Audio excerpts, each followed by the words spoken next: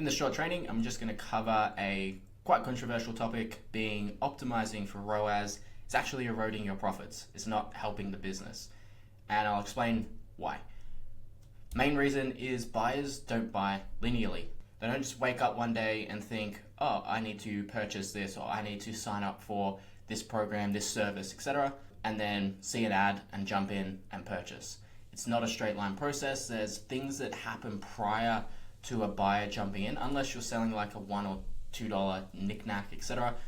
But even then, there are things that happen prior in their life and prior in their buying journey that lead them to coming into your world, that lead them to coming into your ecosystem.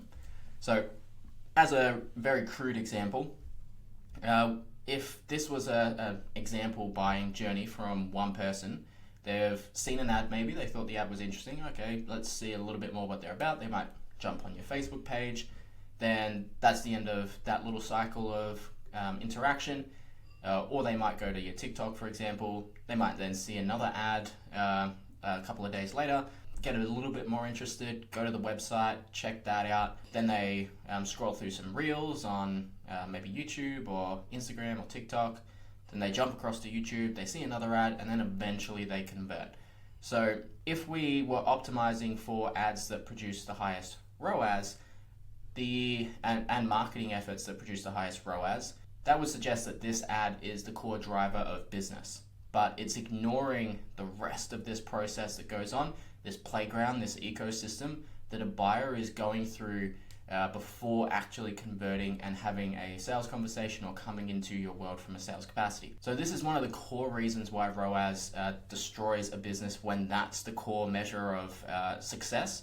When you're just looking at, say, how much is Facebook getting us in return for our investment? How much is Google? How much is TikTok? And you start isolating the channels specifically. What you're then doing is ignoring this entire ecosystem and ignoring how the buying journey generally takes place. Therefore, it can lead to bad business decisions costing you time, money, etc., because it ultimately ignores fundamental market dynamics. If you were just optimizing for ROAS, all you'd be focused on was this part of the buyer's pyramid. The top 3% that are in market now, ready to purchase, which by that time anyway, they've probably already isolated a series of vendors or possible solutions that could work for them, and they're not even considering you, or if they are, they're only bringing you in as a consolation. The only way you're going to win that sort of a deal or that sort of business is if your product or your service is supremely superior. If it's way better than the competition, it's better priced, it's better value, all of these things stack up in your favor, then you may win that deal by just coming in at this point because there's no competition, you're just way better than everyone else. For 99.9% of businesses, that is not the case. There is going to be a process that a buyer goes through when determining who they're going to do business with, who they're going to buy from, and if we're only optimizing for this, which is what ROAS optimizes for, then we're automatically out of the running for the vast majority of our market. So why not ROAS? It ignores the whole buying journey. It leads to skewed decisions internally around what the business should be doing from a go-to-market function that is not aligned to buyers. It's aligned to what the business wants. It's not aligned to how buyers buy. It also, from a competitive standpoint, optimizes for front-end profit. So, for example, if you are trying to achieve a 10x ROAS or anything like that, you're going to be priced out of the market against companies that are willing to pay more to acquire the customer and generate the profits on the back end.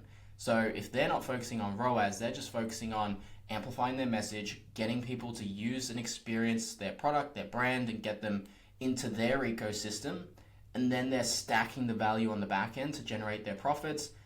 If they're willing to pay $100 to acquire that customer because they know the lifetime value is going to add up over time, so they're not necessarily focused on getting a profit straight away, but you're only willing to spend $50 to acquire a customer, they're going to blow you out of the water every time because they're just going to be able to spend more.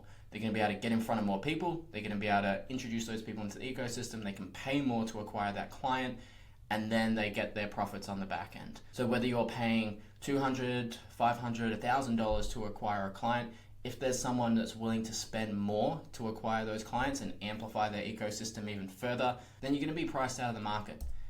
It also leads to inaccurate business decisions that is going to cost you time and money, because again, if you optimize Facebook, for example, because you say, oh, we're getting the highest ROAS on Facebook, let's cut all our efforts on TikTok. But what you're missing is a lot of your buyers are either first finding you on TikTok or seeing you on Facebook, checking you out on TikTok, and then jumping back and seeing your ads on Facebook and then moving through because they're consuming the content over on TikTok. Then you just cut a very profitable channel and a very influential channel from your ecosystem. Because on paper, the ROAS looked bad, but in reality, it was a supporting function to the overall buying process, the buying journey that people were going through. It also, if you have an internal team, pits marketers against each other to justify their channel success without considering the whole ecosystem. So if you have a Google department, a TikTok department, a Facebook department, and you've got media buyers or content creators in those specific channels, they're all vying to justify, hey, we got the most ROAS, versus working collaboratively together so they can see the whole ecosystem progress and move forward, versus trying to fight for ownership over who's driving the most business. And simply as a revenue professional, if you're trying to get a job or anything like that, it just shows a simple, fundamental misunderstanding of basic principles of marketing. So what do you focus on? You focus on your blended ROI. Out of all the marketing and sales dollars we're investing into our engine, what's our overall return on investment? What's the lifetime value? What's the CAC payback period? How fast are our sales cycles? All of these higher level metrics that show the efficiency and effectiveness of your ecosystem.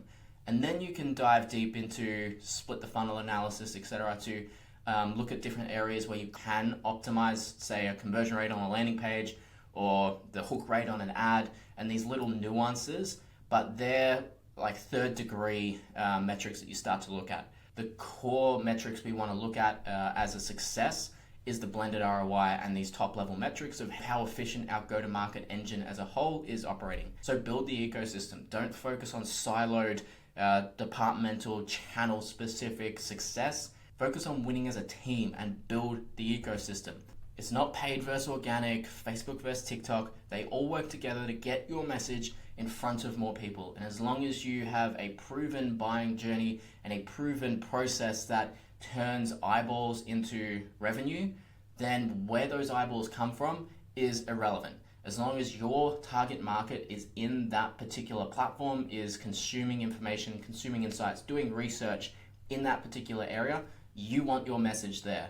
Regardless of whether Facebook's producing the most ROAS or TikTok or Google, we just want to be in front of those buyers. And it doesn't have to be that expensive as well. If you have a strategic approach to a multi-channel, omnipresent focus, then you can drive tangible business results and improve the overall blended ROI of your marketing engine without spending a bomb by putting thousands of dollars into every single channel.